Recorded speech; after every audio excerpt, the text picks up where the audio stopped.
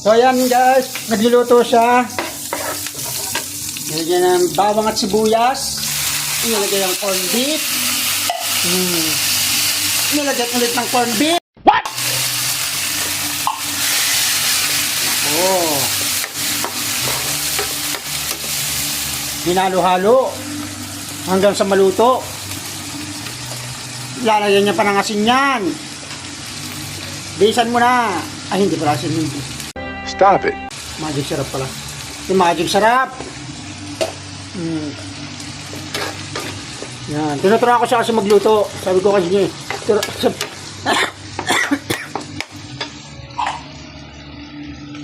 Yan. Tignan mo, pagtanggal pa ng lata, tanggal na. Oh. I-slice niya na yan. Siyempre, hati sa gitna. Kanya yung malaki, amin yung maliit. Okay mo ah. Gago ko ah. Yan, hati-hatiin niya, paninipisin niya. Pero isang malaki kanya yun. Ayaw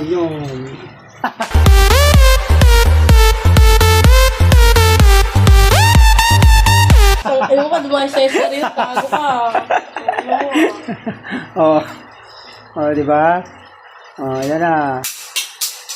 Yung porcelas mo nalaglag. Na. Nahiya pa kunwari pa ni-slice lahat.